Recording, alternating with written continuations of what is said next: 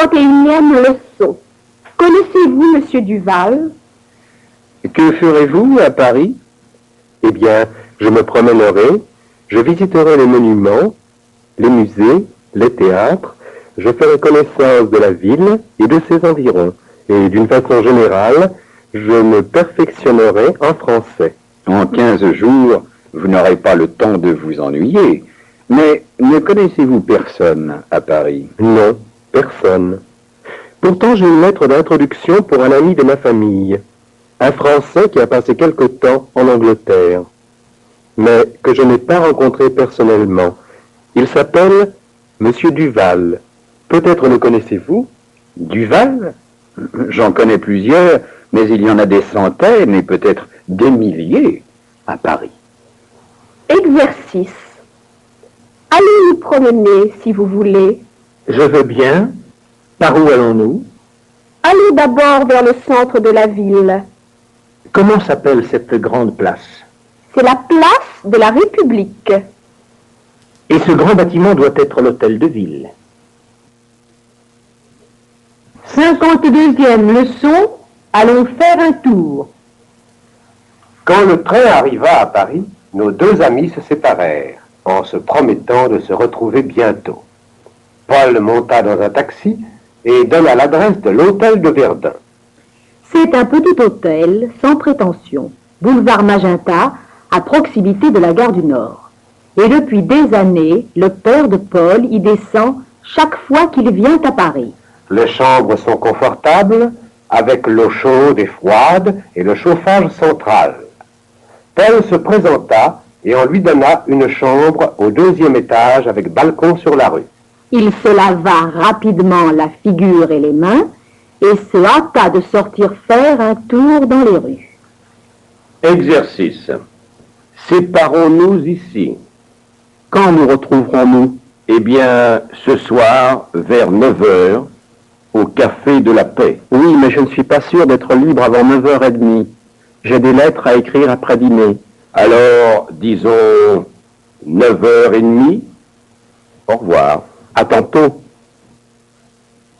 53e leçon. Il faut faire comme tout le monde. Ce qui frappe surtout Paul dans la rue, ce sont les terrasses des cafés. Il n'a pas l'habitude de voir les gens tranquillement installés à boire en plein air et les regarde avec étonnement. Il fait beau et c'est l'heure de l'apéritif. Il faut se conformer aux usages du pays, pense-t-il. Et il s'assied à une table libre. À peine est-il assis qu'un garçon s'approche. Et pour monsieur, comme Paul hésite à répondre, le garçon suggère « Un vermouth citron ?»« Oui, dit Paul à tout hasard. Et comme la boisson lui plaît, il se répète mentalement « Un vermouth citron. Un vermouth citron. » L'exercice. À votre santé. À la vôtre. Quel bon temps nous avons pour la saison. Oui, il fait presque aussi chaud qu'en été. Et nous sommes à peine sortis de l'hiver. Oui, il n'y a pas à dire, ce printemps est magnifique.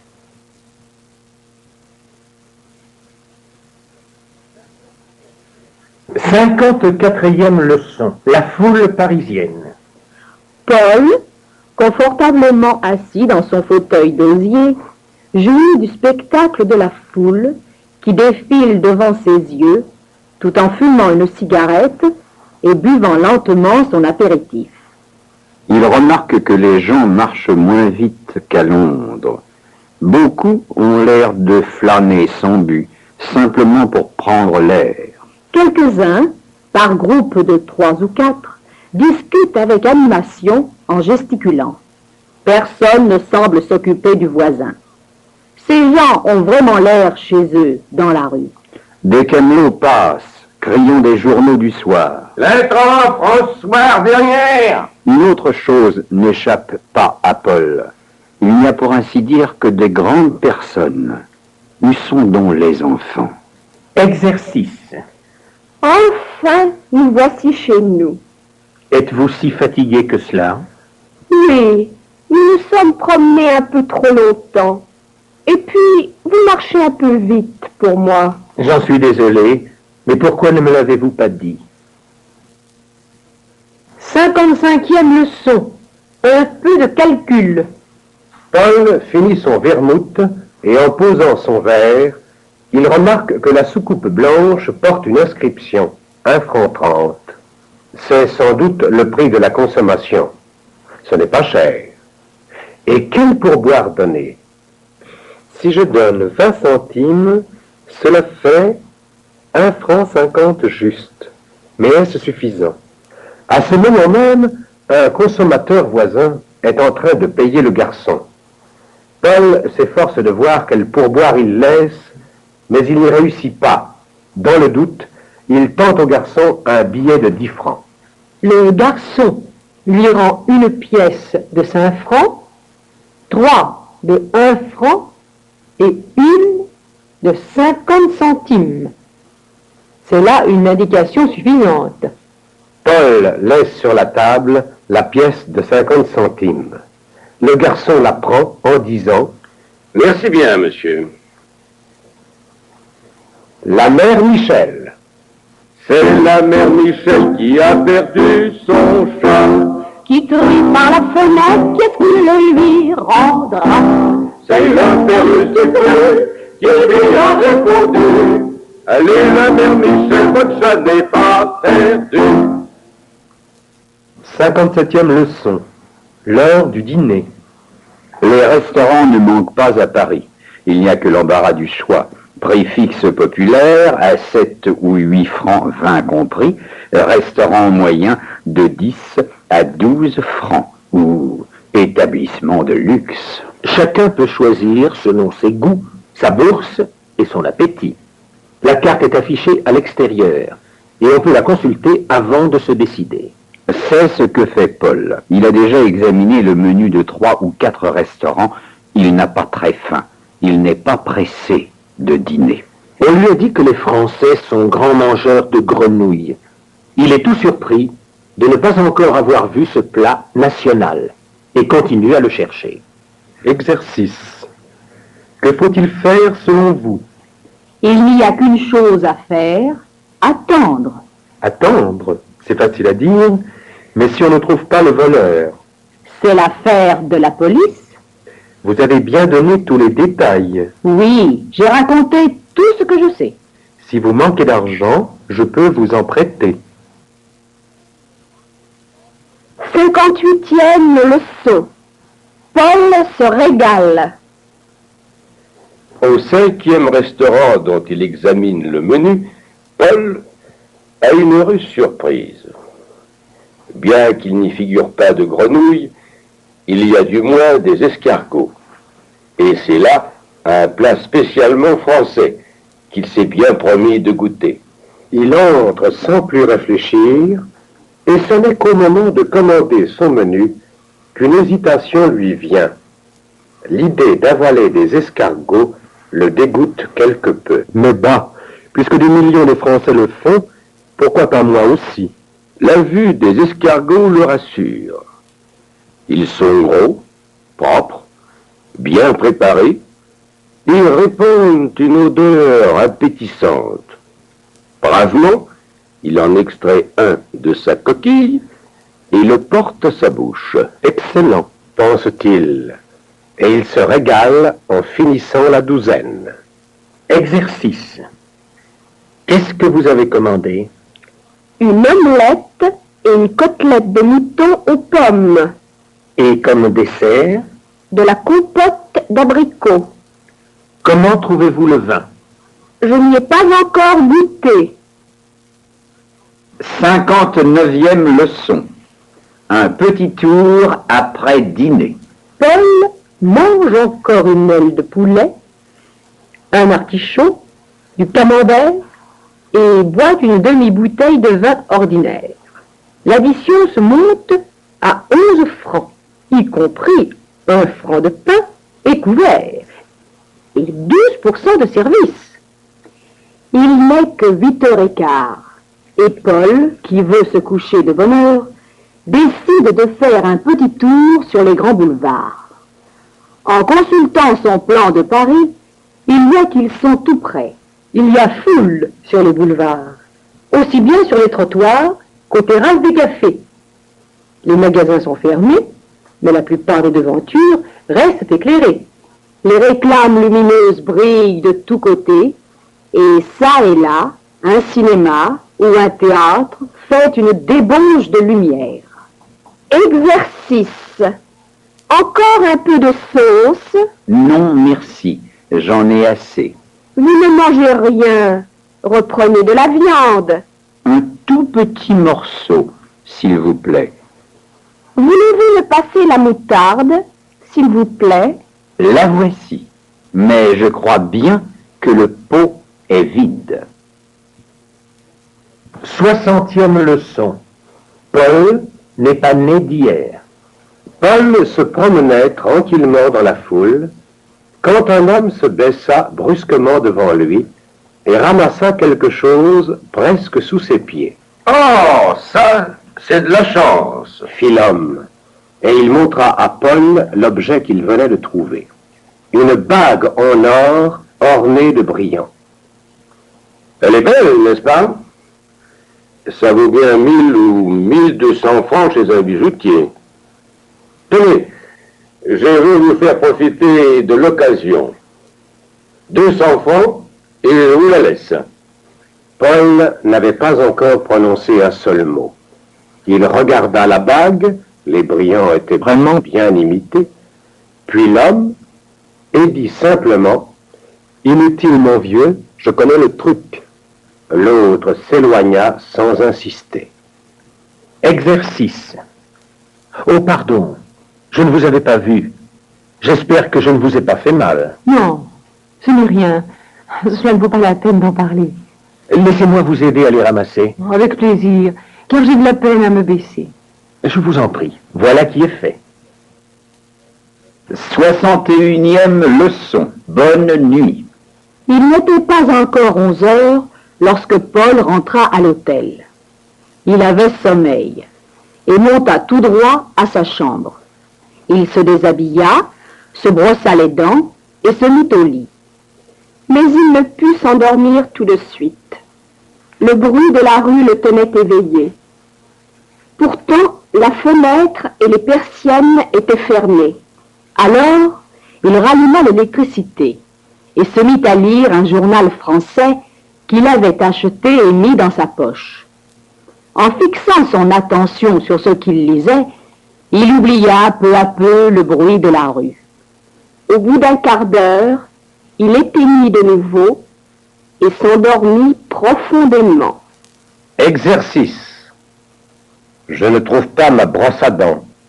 N'est-elle pas à sa place habituelle? Elle n'y est plus. Pourtant, je suis sûr de l'y avoir laissée. Vous m'étonnez. Personne n'est venu ici en votre absence. Ah, la voici. Elle était tombée derrière la table de toilette. 62e leçon. Il pleut. Le lendemain matin, il pleuvait. Paul prit son petit déjeuner au lit, un bol de café au lait et 2 croissants. Comme il avait bien dîné la veille, ce léger repas lui suffit. Puis, il sonna de nouveau le garçon et demanda « Puis-je prendre un bain ?»« Certainement, monsieur. Je vais faire couler l'eau. La salle de bain est au fond du couloir. D'ailleurs, je vous appellerai dès que le bain sera prêt. » Quand le garçon vint frapper à la porte, quelques minutes plus tard, Paul s'était déjà endormi. Il se leva et en pyjama et en pantoufles, suivit le garçon jusqu'à la salle de bain où on l'entendit bientôt siffler joyeusement. Le bon fromage. Oh, mesdames, voilà du bon fromage. Oh, mesdames, voilà du bon fromage. Voilà du bon fromage au lait. Il est du pays de celui qui l'a fait. Celui qui l'a fait était de ce village.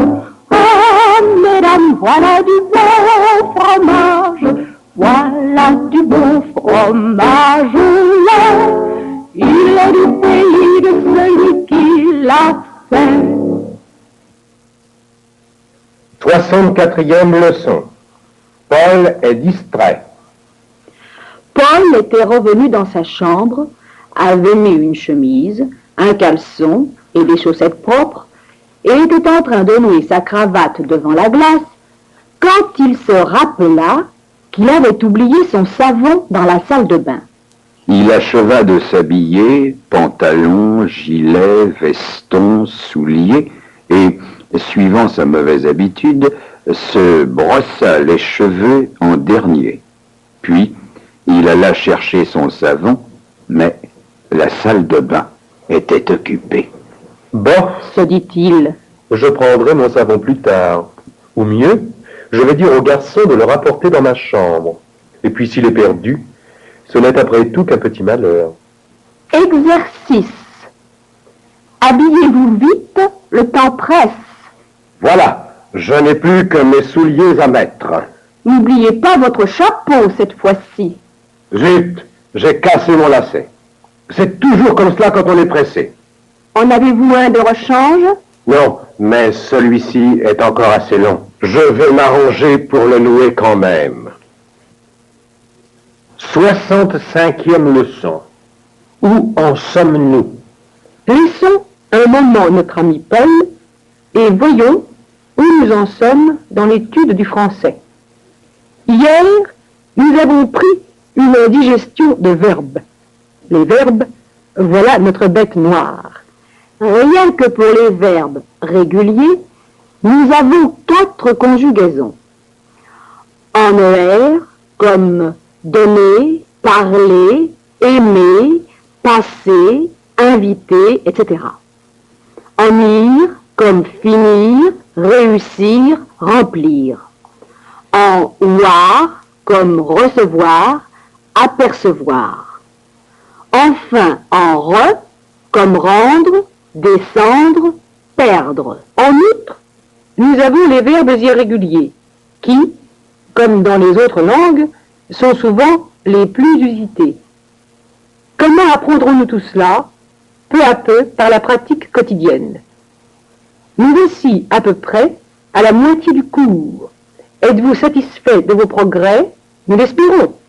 Disons-nous bien que le plus dur est déjà fait, et ayons bon espoir. Tout ira bien.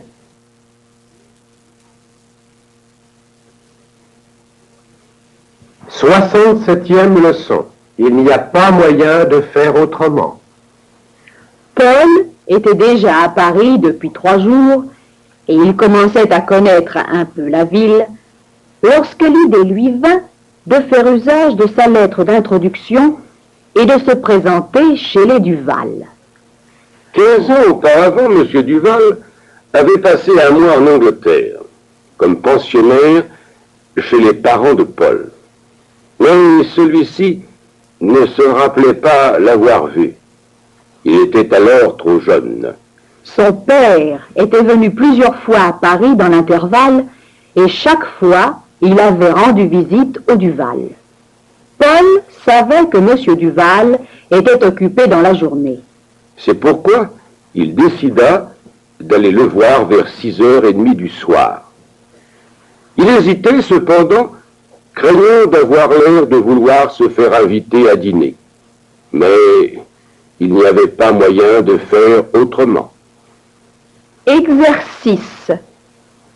Je craignais de ne pas vous trouver à la maison à cette heure-ci. Effectivement, je n'y suis pas d'habitude avant 7h. Mais ce soir, je suis rentré plus tôt. C'est une chance. Je voulais vous demander si vous êtes libre dimanche prochain. Dimanche? Mais oui, certainement. Alors, je compte sur vous sans faute. Je n'y manquerai pas. 68e leçon. Soyez le bienvenu. C'est Madame Duval qui est venue ouvrir la porte à Paul. Il lui explique qui il est en lui remettant la lettre de son père. Entrez donc, monsieur. Mon mari vient justement de rentrer. Il sera ravi de vous voir. Débarrassez-vous de votre par-dessus. Et elle annonce à Monsieur Duval qui se montre à la porte de droite. C'est une visite pour toi. Monsieur Martin, qui vient d'Angleterre. M. Monsieur Duval prend la lettre qu'elle lui tend, mais à peine y a-t-il jeté un coup d'œil qu'il s'écrie: Soyez le bienvenu! Quelle heureuse surprise! Et comment vont vos parents? Toujours bien, j'espère. Mais je vous laisse debout. Entrez donc ici et asseyez-vous. Le voyage ne vous a pas trop fatigué? Marguerite, apporte donc le porto. Paul, ne pouvant placer un mot, se contente de sourire largement. Exercice. Oh, oh, déjà debout de si bonne heure? Oui, je ne pouvais plus dormir, et il fait si beau que je me suis levé. Qu'allez-vous faire jusqu'à l'heure du petit déjeuner? Je vais faire un petit tour dans le parc. Pensez-vous que je trouverai à acheter un journal? Oui, il y a un kiosque ouvert à l'entrée du parc. 69e leçon. À la fortune du pot. De gré ou de force, Paul a dû accepter de dîner chez les Duval. Vous savez, c'est à la fortune du pot. S'excuse Madame Duval avant de rentrer à la cuisine où elle ouvre hâtivement une boîte de homard et fait une omelette aux tomates pour grossir le menu. Les deux enfants que leur père a présentés à Paul se tiennent dans un coin et chuchotent en regardant l'anglais. À table! Annonce Madame Duval, et on passe à la salle à manger. Il y a un potage aux légumes, puis le homard à la vinaigrette, l'omelette, un chou-fleur et, pour finir, du gruyère et des pommes. Le repas est animé grâce à M. Duval, qui ne cesse d'évoquer les souvenirs lointains de son séjour en Angleterre. Au clair de la lune. Au clair de la lune, mon ami Pierrot, prête-moi ta plume pour écrire un mot. Ma chandelle est morte, je n'ai plus de feu. Ouvre-moi ta porte pour l'amour de Dieu.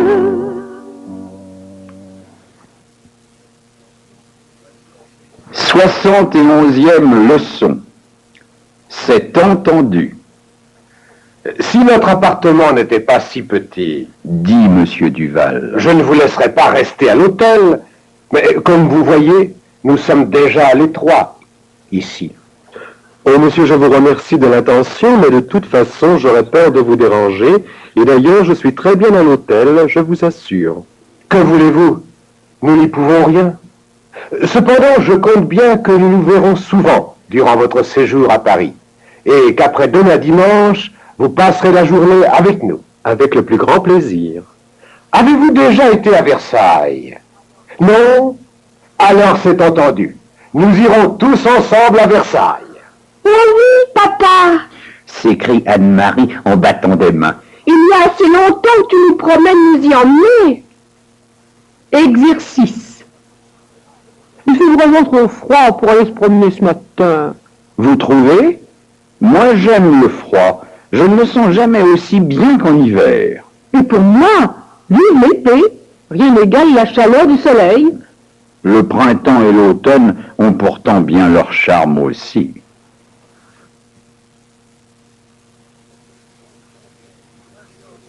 Soixante-douzième leçon. Les questions au capitaine. Notre ami Paul est en train de lire un journal. Lisons un peu avec lui par-dessus son épaule. Le capitaine d'un transatlantique s'est amusé à dresser la liste des questions qui lui sont le plus souvent posées. Avez-vous déjà fait naufrage? Combien de fois avez-vous traversé l'Atlantique? Y a-t-il beaucoup de baleines sous cette latitude? Quel est le meilleur remède contre le mal de mer? Pourquoi est-on toujours en train de peindre le navire? Quel pourboire doit-on donner? Et à qui? Me laisserez-vous un jour monter sur la passerelle? Vous rappelez-vous mon cousin qui a fait la traversée avec vous en 1955? Je suppose que les passagers vous font un grand nombre de questions absurdes. La réponse à cette dernière phrase est invariablement « Ouais ». Exercice. Vous êtes anglais? Non, je suis américain. De quelle partie des États-Unis venez-vous? Je viens de New York, mais je suis natif de l'Ouest. Avez-vous fait une bonne traversée? Non, j'ai eu le mal de mer presque tout le temps. La mer était très mauvaise. 73e leçon. Quelques mots pour rire. Continuons à lire avec Paul dans la page gaie de son journal « Tout s'explique ». Enfin, voulez-vous me dire, Marie, comment il se fait que je vous surprends à ne rien faire chaque fois que je viens ici? C'est probablement parce que madame porte des semelles en caoutchouc. Consultation. J'ai grand mal au nez. Que dois-je faire? Je l'ignore. Moi-même, j'ai eu très mal à une dent dernièrement. Et qu'avez-vous fait? Je l'ai fait arracher. Mais ce n'est pas un conseil que je peux vous donner. Consultez d'abord un médecin. Au restaurant. Garçon, savez-vous que j'ai souvent mangé de meilleurs poissons que celui-ci? Peut-être bien, monsieur, mais pas ici. Le courage des femmes. Il est certain que les femmes supportent bien mieux la douleur que les hommes. Je le constate tous les jours. Ah, vous êtes dentiste. Non, je suis marchand de chaussures. Exercice. Comment va votre rhume? Pas bien. Je crois bien que je vais faire venir un médecin. Vous avez raison. Il ne faut pas plaisanter avec ces choses-là. En tout cas, je ne sortirai pas de la journée. Est-ce que je puis faire quelque chose pour vous? Merci, mais j'ai tout ce qu'il me faut. 74e leçon. Le dimanche matin. Je crois que nous aurons beau temps. Dit Monsieur Duval. Oui, répond sa femme. Il a plu cette nuit, mais les trottoirs sont déjà secs. Il sera quand même plus prudent de prendre nos parapluies. Les enfants sont prêts. Oui, ils jouent dans le salon.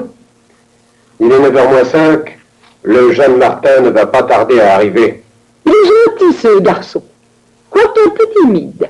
Oh, s'il ne parle guère, c'est qu'il ne connaît pas encore assez bien le français. Tu crois? Après tout, c'est bien possible. Si tu m'avais vu quand j'étais en Angleterre, j'osais à peine dire un mot, tellement j'avais peur de me tromper.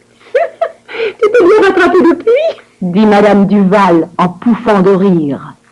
Exercice. Je crois que vous feriez bien de prendre un parapluie, car il ne va pas tarder à pleuvoir. Je n'en prends jamais. Mon imperméable me suffit. Oserais-je vous prier de me faire une petite commission? Mais certainement. Qu'est-ce que c'est? Je me suis trompée de parapluie hier soir chez les Durand. Auriez-vous l'obligeance de le reporter?